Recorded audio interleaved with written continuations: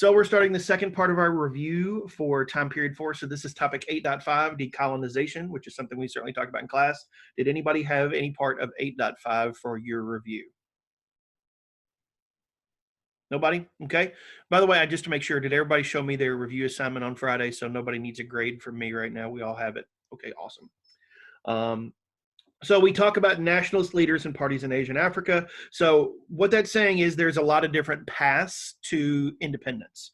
They don't all follow the same pattern. For example, some of us where we have more white settlers, as we discussed in class, tend to fight back more ferociously, because even if the European power says, all right, we're out, we don't want to live in this place anymore, it's too much effort, we have other priorities after World War II, there might be white settlers whose families have lived in that country for 150 years. And so they've never been to Britain or France or the Netherlands. And we're going to see conflict between those white settlers who feel like this is their home and the native peoples of that colony who feel like it is not their home. And so sometimes it's just varying degrees of that. Non-settler colonies where we don't have a lot of white people who came and lived and moved to that country, that colony, they tend to be more business transactions. You sign a piece of paper, it's been real, and you go home. So that tends to be how it is. There's just variety of actions. We see nationalist leaders and parties on the left-hand side. We already mentioned Indian National Congress last week. So we'll talk about Kwame Nkrumah in the British Gold Coast, Ghana. Again, Mr. Nkrumah is the independence leader. He's the guy negotiating the process. He will then be elected as the first president of an independent Ghana in 1957. They are the first African colony to become independent after World War II. They were from the British. It's a relatively peaceful process. He is elected as president and then changes a couple years later the constitution to make himself dictator for life. And then he is overthrown by his country in that process. So we start as a democracy, and then we transition to dictatorial system after we change the constitution, and he is going to be removed from power forcibly. So there we see several patterns of that. But today, Ghana is a thriving democracy. That's not been their tradition over the last couple decades, but we see some African countries or Asian countries that are still dictators because they hold on to those processes after the independence process. And then we see negotiated independence. That's in the second one. I'll wait that. So some colonies negotiate their independence in the second one. Some have through fighting. Again, that depends on usually the number of white settlers or the colony or the European power and the colony leaders in that colony involved. So negotiated independence is India was the example we gave. India, we know, is a mess. The British are really trying to get out of there. The guy in charge of Britain at this point, the prime minister who's elected after World War II, campaigned on the promise of, I will get us out of our colonies. And so he's under a lot of pressure. This is a fabulously complex process. There's over 500 princes and rajas in India that have to be dealt with, not just the government who would be in charge. We also have, of course, the Muslim League wanting their own independent state, demanding what later is called Pakistan. We then have the British bring in a lawyer who has no official training in any concept of Indian Pakistani cultural history. He's not a geographer. He's not a scholar of the religion or culture of any of these people. And he is given 2 months to create a 1,000+ mile long line that's going to separate approximately 88 million people living on either side of that line. It is chaotic. It is poorly done. And it is announced one day in August, and literally the next day, 24 hours later, independence is achieved.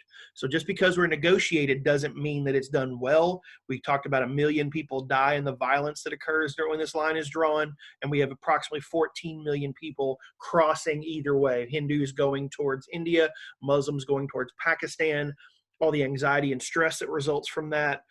It's chaotic at best and terrible and death causing for many people at worst. So that's one part of that. Armed struggle, a good example of that is Algeria. In the third example there in illustrative examples, Algeria was part of France, but the Algerians were considered to be French by the French government and people. It's very close geographically. I think that had something to do with it. And so the French were kind of caught off guard that the Algerians would want their own independence. Why wouldn't they just want to continue being part of us? It's very similar if you look at like Alaska or Hawaii. It's separated geographically, but it's part of our country. Why would they not want to be with us? And so there's an 8.5-year civil war. And finally in 1962, the Algerians win their independence from the French. All right. And then lastly, we have regional religious and ethnic movements are going to challenge some of these boundaries. It's often a messy process because who drew the boundaries again, kiddos? White Europeans. So did they always do a good job of settling those colonies up? No, of course they didn't. And so we already mentioned the Muslim League in British India. Part of that, we mentioned in class the Biafra secessionist movement in Nigeria. The Biafrans are the southern Nigerians, the Christians that control the oil supply, and they want to be separated from the Muslim north of Nigeria. And of course, they end up losing that civil war. And today we still have a united Nigeria. And then I would just like to say this one in the middle, the Québécois. The Québécois are the French Canadians.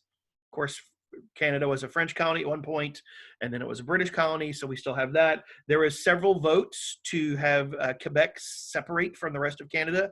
One time the vote was less than 1% from achieving success, but they, of course, did not get that, and so today the Québécois are part of Canada. I just love saying that word. French sounds lovely, especially on a Monday morning.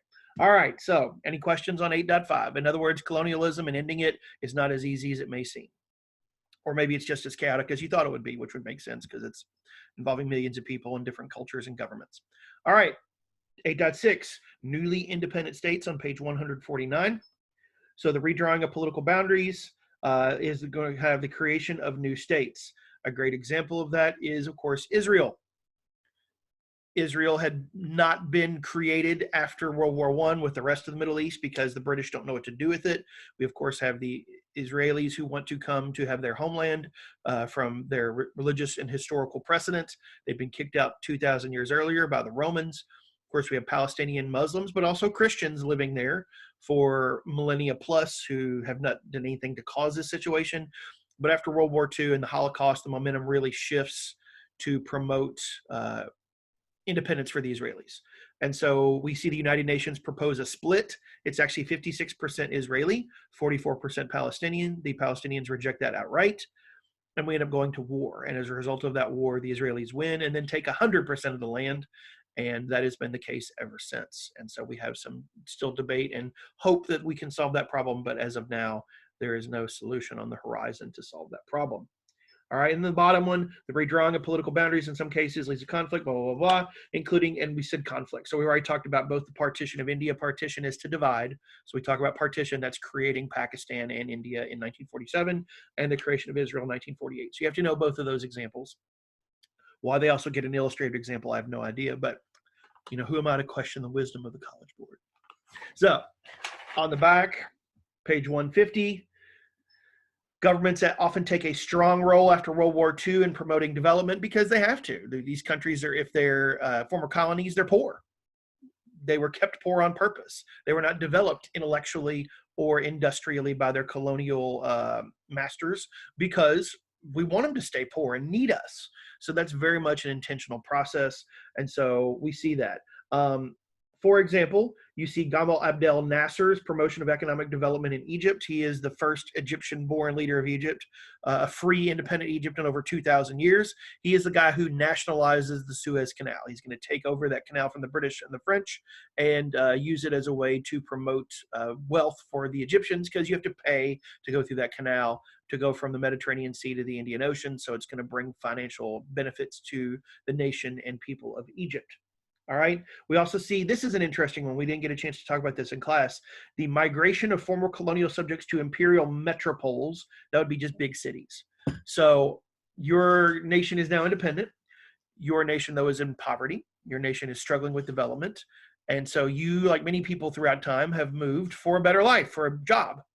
And so many of us are going to move, if we're in a former colony, to our colonizers' homeland. Why? We already know the language.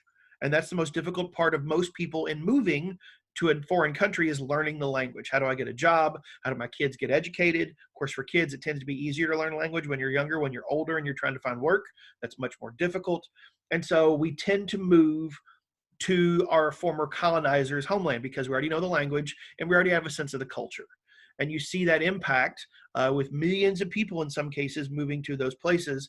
And for example, in Britain today, if you go for if in a couple of weeks when we get back to normal, if you go for a late snack with friends, you're probably going to go get a chicken tikka marsala, which is Indian food. That is the most common like snack food, comfort food we see in a place like Great Britain outside of fish and chips. So that shows you the impact of South Asians, first bullet point, to Britain. So millions of Pakistanis, Bangladeshis, Indians moving to Britain, and now it's oftentimes the second or third generation of those families living in Britain. So that's a huge part of that culture. And it makes sense. Again, we tend to just, language is the hardest thing. So if we can get our, if we already know the language because we've been educated, we've been taught English, let's go there.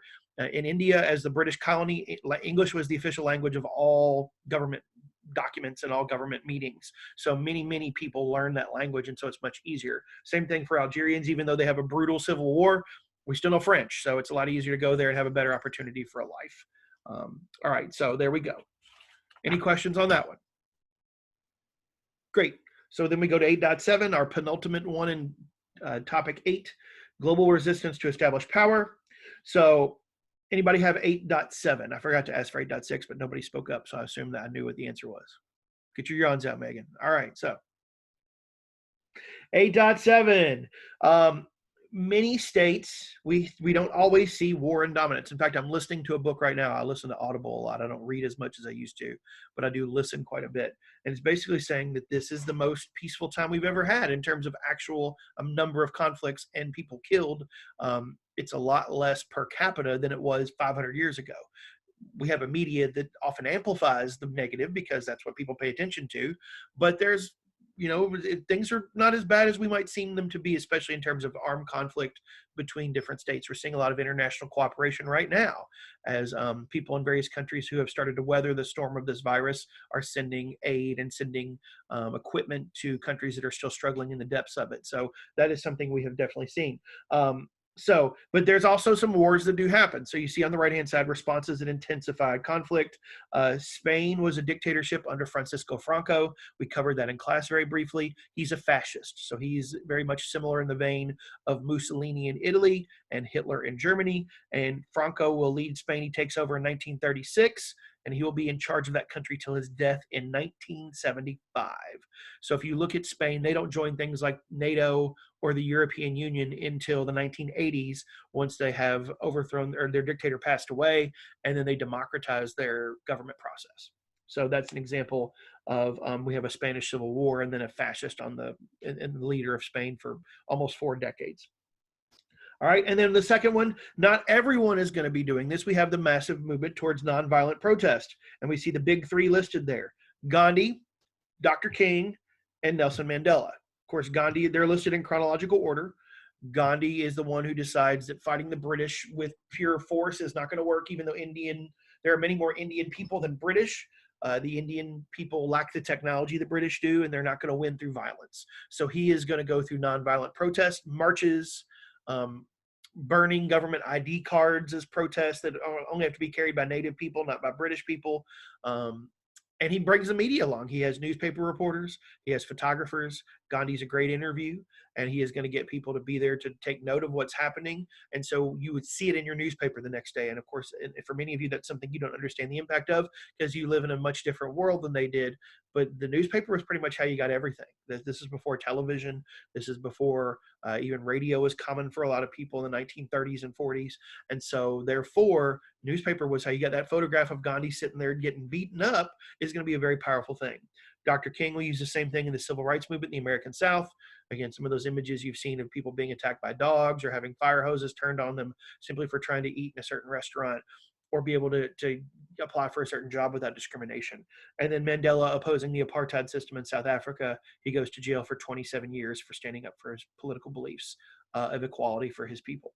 So that we do see some of that. All right. So the third one, militaries and militarized states respond with ways of conflict.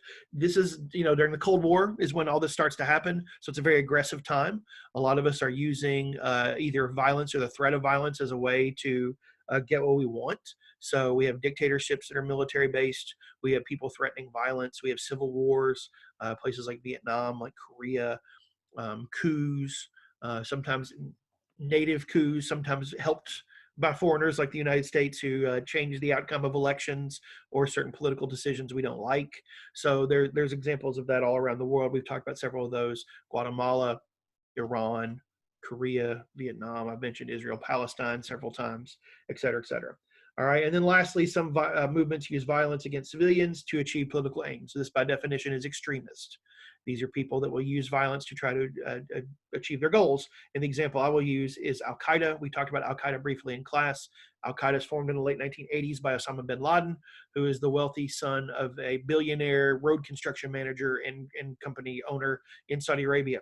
And he becomes radicalized and pushes very far to the right, where he believes that the only way to be a real Muslim is to practice a very strict and traditional conservative version of that faith. And so we got to get Western culture out of our lives. We also literally need the West to go away. They're oil company workers and eventually American troops in a place like Saudi Arabia preparing to invade Iraq in the early 1990s is immoral, and we must chase them out. And if they won't leave, then we have to threaten them with violence. And so that's what we see the rise of terrorism. Of course, Al Qaeda, the perpetuators of 9/11, as I'm sure you're well aware. All right. And then lastly, any questions on that one? All right. 8.8. Anybody have the end of the Cold War? Most of y'all did yours on Friday, so not to be unexpected. Okay. So we see the end of the Cold War. We talked about this in a lecture I have posted on YouTube, a couple different reasons. Basically, the United States is going to spend a lot of money to get our military better. This is good for us for the most part. It's also bad for the Soviets because they try to keep up. And we just have a better economic base with a growing economy than the Soviets do. They end up spending a lot of money on the military, but they don't have money for pretty much anything else. Their society is rotting from within. The example I always give is, let's say you have a C in math and your parents say that's unacceptable. You will not get a C in math. You better bring that up. If you don't have an A by the end of the semester, they threaten you with whatever it is that you're scared to be threatened with, taking away certain privilege or opportunity you have or whatever. And so you focus really hard on math. You go to tutoring, you start doing your math homework every night, you are paying attention, you're asking your friends, and you ignore everything else. So yes, your math grade will go up. But what might happen to some of your other grades as well? They will go down. And so that's basically the Soviet Union. They get really good at math, aka military. Huge military, lots of nuclear weapons, all that stuff, excellent. What about the things for you and me, average people? What about schools? What about road systems? What about a lot of that stuff starts to fall apart because they really don't care about those other things because they're fixated on one goal and everything else starts to collapse, if that makes any sense to you. The invasion of Afghanistan, where they get stuck for almost a decade in a war that has no purpose outside of spreading communism and stopping potentially fundamentalist Islam from entering their country. And they can't defeat these guys. They have a lot of places to hide. They're very resourceful. It's a difficult environment to fight in, et cetera, et cetera. We also know that people are just frustrated and upset in the Soviet Union. We're starting to get more information from the West and from China comparing our lives to theirs, and their lives are better than ours. They're accomplishing more. They're doing better in a lot of ways, and we can't keep up. And so that's the broad strokes of what happens to help cause the end of the Cold War. We also know that their leader, Mikhail Gorbachev, as again I said in the lecture on YouTube, tries to implement some reforms to give a little bit of freedom, a little bit of capitalism, and that doesn't happen because people, instead of being satisfied with a little, they want a lot. And so they don't want just a tiny little bit of freedom, they want a lot of freedom, and that is their biggest concern. Okay? Got it? So that's number 8, topic number 8. We will then move on to 9 if there are no objections. Sorry, Kristen, I lost you there for a second. It's almost like I get going and I get distracted, just like class. All right, we good? All right, let's move on to globalization, a subject of which you guys know quite a bit. We had a lovely discussion last Thursday about that I was very pleased with my first Zoom experience. We will start with 9.1. Anybody have 9.1? I do. Okay, go ahead. Can you tell us a little bit about it? So basically, new modes of communication were like air travel, were planes and shipping containers, were boats on water, and the internet and radio were like phones and cellular communication. So everything, all ideas and kind of everything kind of just globalized because people were able to share their ideas a lot easier. And it reduced the problem of geographic distance, which is basically just the distance between two objects. So yeah. Yeah, good. I mean, it's pretty simple stuff. I mean, right now is a hard time for everybody with the isolation and having to stay inside for the most part. But imagine if this was 15 years ago and we didn't have streaming. We didn't have FaceTime. We didn't have some of the things we have. Um, I did a FaceTime call on Friday night with 6 of my best friends from college. So, and we're in 5 different states right now. So that was really fun and really calming and really interesting. And that's something that literally couldn't have happened 10 years ago. So it's just, it's a difficult situation for us all, but we have a lot of technology that our predecessors didn't have. During the 1918 pandemic, I guess you just sat in your house and looked at each other. I don't know what else you did. So at least this gives us a little opportunity to get some outlet for communication and keeping up with people we care about, which would have been impossible for our ancestors. So that's kind of interesting. All right. Thank you, Max. Did you have other ones or just that first one? Yeah, I had the next two. Okay, go ahead, dude. And so energy technologies were basically like TVs and like stuff that like have electricity and use energy, like lights and stuff. And then the use of petroleum and nuclear power of material goods were basically like bombs in the US, and oil, like petroleum could make oil and jelly. So True. that created a lot of other goods. Well, yeah, but I mean, think about like the car. The reason that we have so much oil that has been so important in our lives the last 120 years is because of the rise of the internal combustion engine in the car. If a different kind of engine was used, we wouldn't really be caring about oil like 150 years ago, nobody really did. And when nuclear power, we're not talking about bombs, we're talking about actual nuclear power plants. Which is fine. But I mean, it's one of those things that nuclear power does not produce any waste. Now, of course, the concern is like in Japan a couple years ago when they had the earthquake and then the huge waves that crashed into the shore, one of their nuclear reactors, Fukushima, went offline. And so there was some nuclear meltdown. And so that area is going to deal with that for the next 10,000 years or so. So that's why some people have kind of gotten away from nuclear power because of the potential problems of all that nuclear waste. Chernobyl in the 80s. I don't know if y'all got to talk about that in chemistry class or not, but there was a nuclear explosion in Ukraine under the Soviet Union in the 1980s that showed a lot of the problems with nuclear power, but it is clean. It doesn't produce any negative effects for our atmosphere. So that is one way people look at it as a positive thing. All right. And then the third one, Max? So basically preventing pregnancy, like women had greater control over it, and this kind of reduced the fertility rate because people were able to control. Because if during this time, the Great Depression and all the other stuff, kids cost money, and maybe if they didn't want a kid as much, they were able to control the birth rate and stuff like that. Absolutely. The most prominent example of this is the pill, introduced in the 1960s. Yeah. And so that is drastically going to give women more opportunity. And so we start looking, especially in the industrialized world, at more women involved in the workplace. And so you could plan when to have your children, because for many women, it's a choice of, if I have a kid and I'm trying to enter a career, it's going to limit my options. So I want to establish myself in a career perhaps, and then choose to have children later in life if that's a choice I want to make. So we see more, when it talks about controlling fertility, that's part of it. And again, you look at the declining birth rates, demographic transition, that is also definitely part of it. The average woman has 1.6 children per woman in the industrialized world. So that's, and 100 years ago, that number was 4 or 5. So we're seeing a definite decline because of those things. All right, thank you, Max. Good job. Anybody have the rest of that by any chance? Okay, the fourth one down mentioned the Green Revolution. We talked about this in class briefly. This is the process that begins in the middle 20th century of massively increasing agricultural production. So we have access to things like fertilizer made in chemical factories, genetic engineering of crops to help them withstand drought or flooding, whatever the circumstance may be, new pesticides to help keep various insects or other creatures away from it. And so this is going to help us feed hundreds and hundreds of millions of people who probably would have starved to death otherwise. We see impacts, especially in a place like India, which has a massively undernourished population in the middle 20th century as they're dealing with independence, and who will live and get to grow up and become adults because of the benefits of the Green Revolution. So that's definitely part of it. All right, and then lastly, medical innovations. We start seeing massive inoculation and vaccination of kids when they're little. Things like measles, which used to kill thousands and thousands every year, and it's just not something we see very often. Whooping cough, et cetera, et cetera. Smallpox. The polio vaccine in the 1950s revolutionizes society. We hear about vaccines a lot as we're trying to figure out the coronavirus. and those kind of things. So it's definitely something that is part of that now. And then antibiotics. The first one is penicillin. Penicillin is discovered by Alexander Fleming in 1928.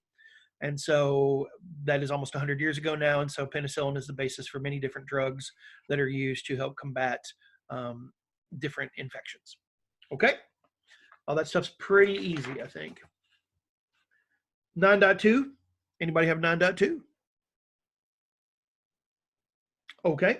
So we know that diseases have major impacts on the world. I don't think I need to explain that right now. I think we all kind of got that one.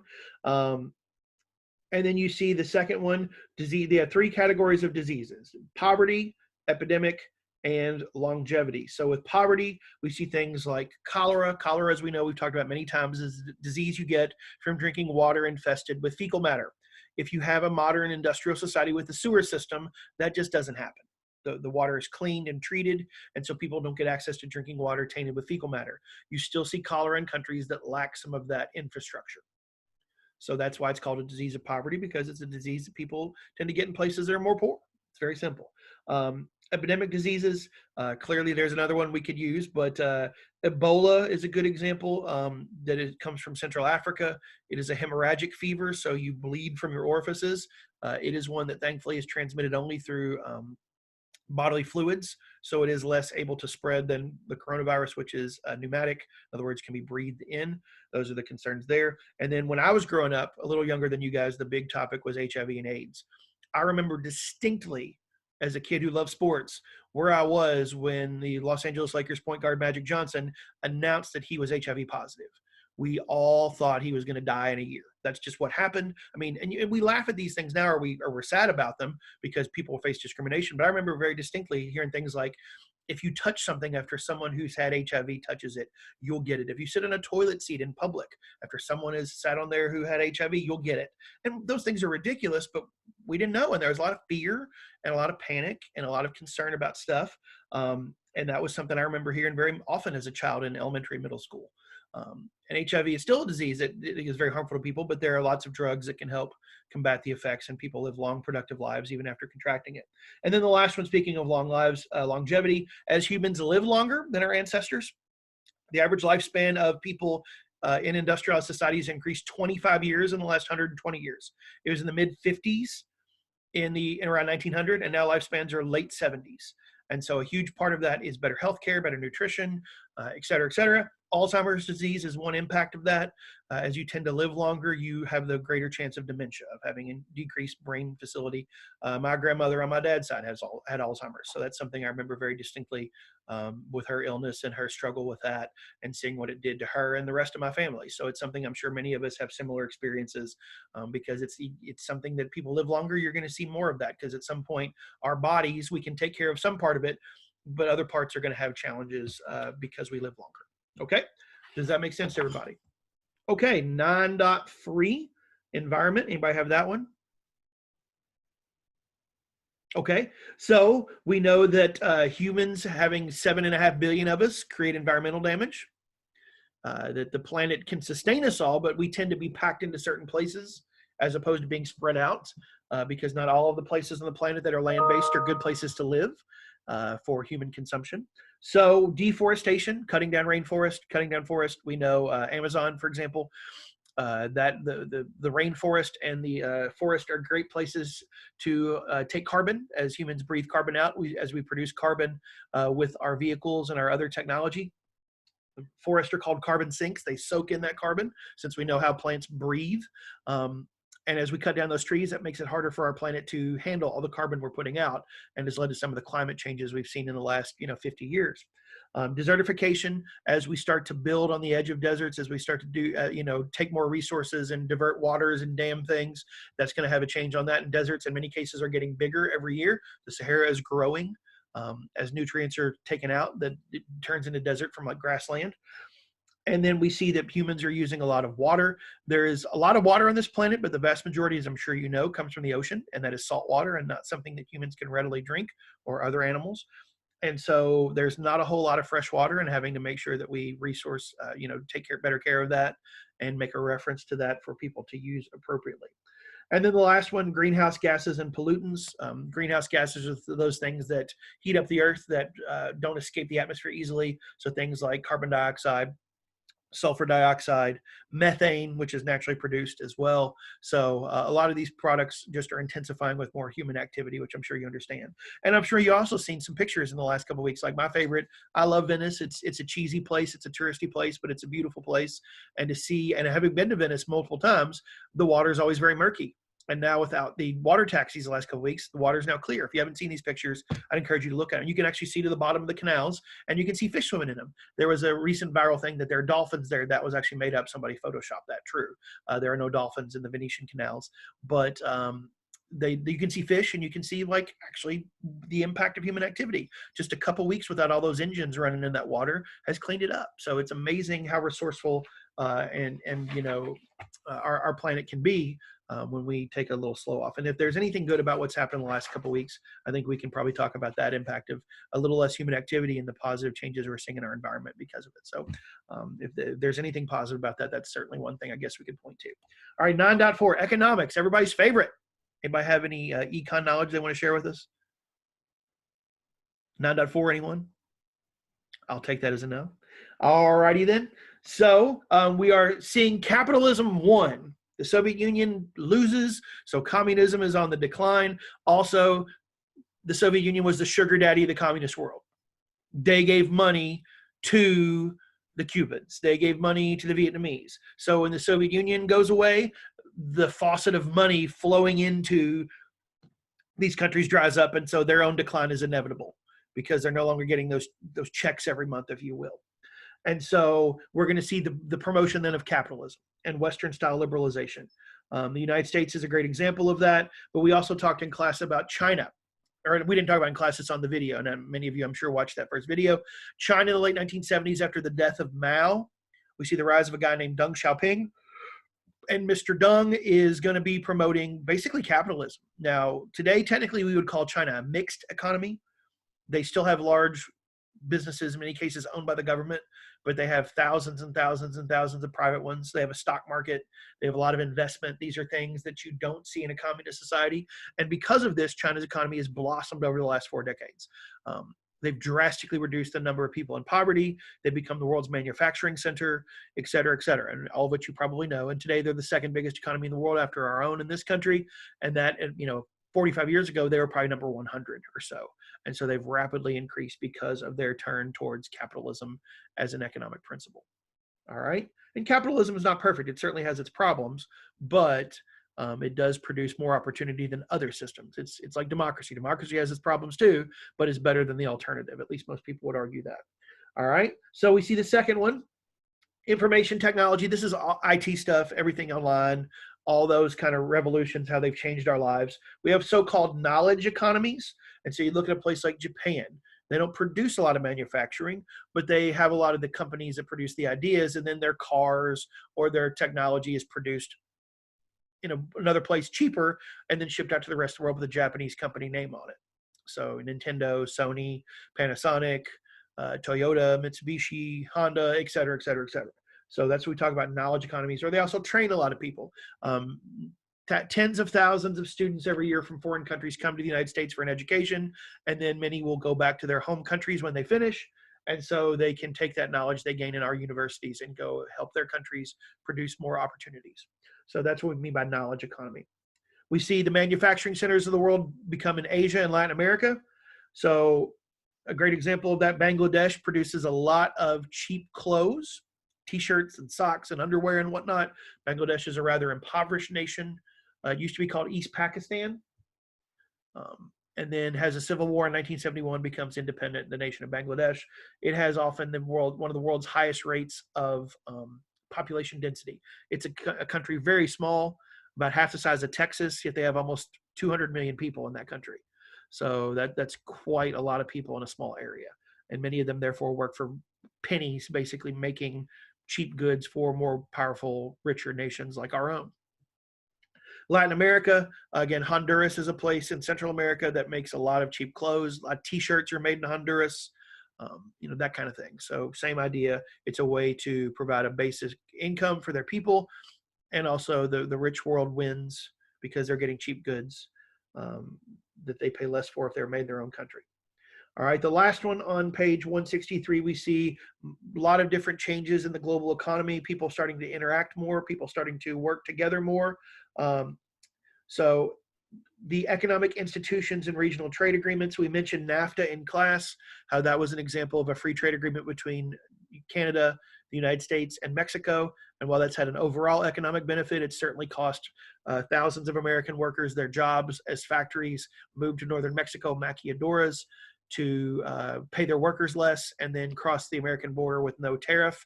And so we can still ship those goods to Americans rather cheaply. So there has been some definite negative impacts on certain workers, especially in the industrial sector. And then we have literally the World Trade Organization. That's an organization that is meant to just make sure that we are being fair and equal in our trading practices. We don't show favoritism, that everyone has a chance at an open market to trade their goods for a reasonable price. Also, multinational corporations. You see Nestle there. Nestle is the world's largest food company. It's based in Switzerland. I know this because at one time or another, both of my brothers have worked for Nestle. One still currently does. So he helps sell food to restaurants. So that's something that they are in all kinds of stuff. You think of Nestle, you think of chocolate probably, if you think of anything, hot chocolate, etc. But any kind of food pretty much Nestle makes. They also own Ralston Purina, which if you have an animal in your house right now, a dog especially, they might make the dog food that you have in your house. So they make not only human food, but also animal food. So that's an example of multinational corporation. Closer to home, Yum Brands is definitely a multinational corporation based right here in our own beloved Louisville, Kentucky. All right. So we're halfway through number 9. So we'll move on to 9.5. Any of you lovely folks have 9.5? I have the last point of 9.5. Okay, well, I have the first 2. Hey! All right, so Yes. good, more from you all. I'll eat more cereal. Go ahead. Okay, so for the first one, rights-based discourses challenge old assumptions. People are starting to say that more people are equal, like women can do just as much as men, and blacks are equal. And an example, I chose a global feminism movement, and just as I said, women are saying they are treated equal as men and have same opportunity in jobs, no prejudices, and they can vote, have same rights as men. Okay. And then for the next one, access to education as well as participation in political and professional roles. So more people can go to school worldwide, vote, and have good jobs no matter ideologies, race, or any of that. An example, I chose into the apartheid. And so like they denied non-white participation in government and limited activities of non-white labor unions and could not interact with whites. Where was that, Sebastian? South Africa. Good. Yeah. That only ended that was in my lifetime, 1994. Yeah. So relatively recent.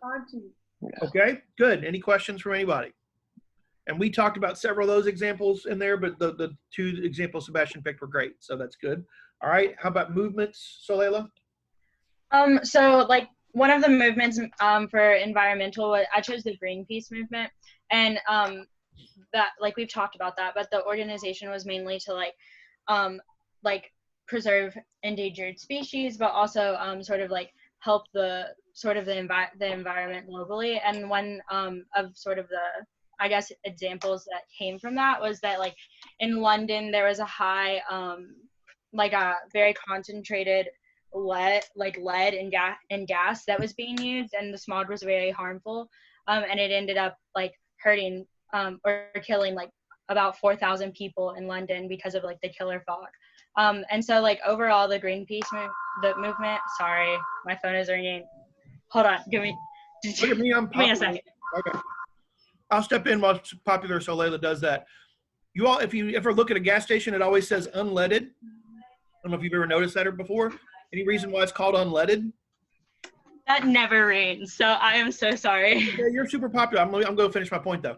That's because gas have lead in it. You used to put lead. Do you know anything about lead as an element? Anybody? Huh? You know anything about lead? It's hot. It's not good to like have to consume. Poisonous.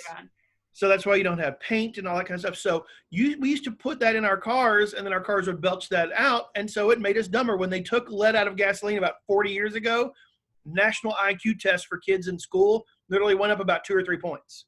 We literally got smarter because we stopped poisoning our kids. So that's probably a good thing. Yeah. Yeah. Okay. Anyway, And go then, ahead. for the economic movement, the World Trade Fair Trade Organization, and that was mainly used to like promote equal rights and then like create good conditions for trading. So like they sort of used it was used to like enforce or encourage a change and fight against like poverty, climate change, and just like poor conditions overall for trading. Yes, very good. And I'm sure you all been to businesses where they talk about fair trade, oftentimes in coffee. Like if you go to, what's the local coffee? Honey Brothers, can't even think of it. They talk about fair trade coffee. That's what they're referencing, is that you're allowing people to compete, not just the big multinational corporations swallowing it up. All right, good. Thank you. So Layla, do you have one on the next page as well, or is that just it? That was it. Wow, okay. I know. 9.6. Anybody have that one? Okay, 9.6. We see lots of different changes in the arts, and we have globalization of culture as well. So we look at just, television, movies, the internet, streaming, all the things have changed the way we consume media, what we do with our free time, how we access information. Again, about 3 years ago, I switched to a company called Audible, which is through Amazon. And so you listen to books, because I just wasn't reading a lot. I had book stacking because I read for a living. I read your all's work.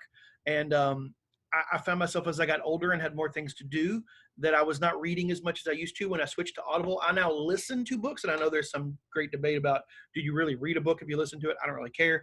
But I have actually listened to more books in the last 2 years since I switched than I read in probably the previous 10. Because I'm in the car a lot, and I'm traveling, and I'm getting ready in the morning, and I'm, brushing my teeth before I go to bed or whatever I do. Whereas I'm tired of reading because that's what I do for a living half the time. I'm much more likely to listen. So that's an example of how that's probably not an example for many of your lives, because I doubt you're heavy into audiobooks, but maybe you are. I have no idea. But it's, the things we can get off YouTube and all those other aspects that weren't even a part of your parents' lives or my lives are now a huge part of yours.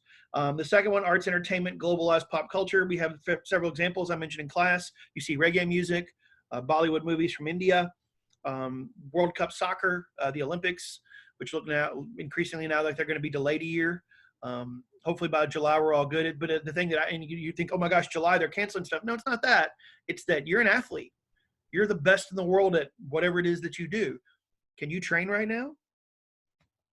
No. How are you going to have the biggest competition of your life in 3 months without training for a month, 5 weeks, 6 weeks, whatever it is, before you have to compete? That's pretty much, so that's what it's not so much right now that they're scared this will still be a huge problem in July. It's they're scared that you're going to get a bunch of people there who aren't ready to go because their lives are so regimented and structured. Because to be the best in the world at something, that just doesn't happen. You have to work and work and work at it. So my assumption is we'll announce that we're going to postpone the Summer Olympics to 2021 here in the next couple of weeks. I think that's and they should do that, because it's not so much that we're still scared of the illness by then. It's that these people have worked their whole lives for something, and they need to be able to do their preparation to do their best at it. All right, and then global consumerism. You see some examples there. Online commerce, Alibaba. I'll just mention that one since you may not know that one. Alibaba is basically the Chinese Amazon. And actually, their founder, Jack Ma, announced last week he is shipping masks and gowns and like medical equipment all over the world as like a goodwill gesture. Now, if you're a cynic, you're saying, well, he's doing so to raise the global profile of his company. Maybe. Yeah, I mean, that's probably good business, but he's also doing it because he's helping people in need. So I'm going to try to not be cynical and say, guy's doing it to help do that. But he is basically the Jeff Bezos of China, if you will. To Alibaba, that corporation is. And then Coca-Cola. If you've ever been to Atlanta, they have the World of Coca-Cola down there, and they have all the different variants, and it's fascinating. It truly is. It is something that random people all over the globe would see that logo and know what it means. And there are very few truly, like Golden Arches is another one that you would see and know what it is no matter what country you live in. All right, 2 left. 9.7, resistance to globalization. Not everybody is going to be happy with this. Not everybody wants to have identical culture forced upon them from foreign sources. And so, for example, the first one, the anti-IMF and anti-World Bank activism, those are international organizations that lend money to poor countries for projects or do whatever, but they also restrict what they can do with it. Again, if you're going to take somebody's money they are going to have a say in how you spend it. And so there have been protests around the world for people opposed to some of the regulations that have been imposed by Western nations if they're going to donate money to people. And the other one is, I think it's interesting, the locally developed social media, Weibo, is basically almost like Instagram/Twitter in China. So it's very popular. There are hundreds of millions of subscribers, but it also is living in an environment where the Chinese government censors a lot of content.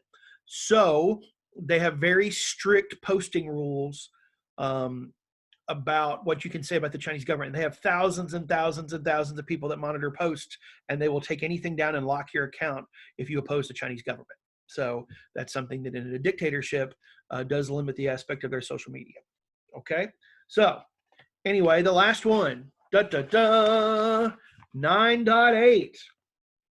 We have new international organizations, and the example they give us, of course, is the United Nations. Goal is to create peace.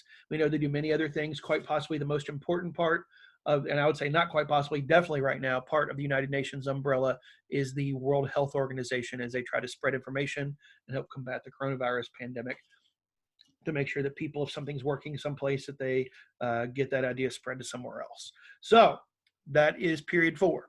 So again, to be clear, does anybody have any questions, by the way?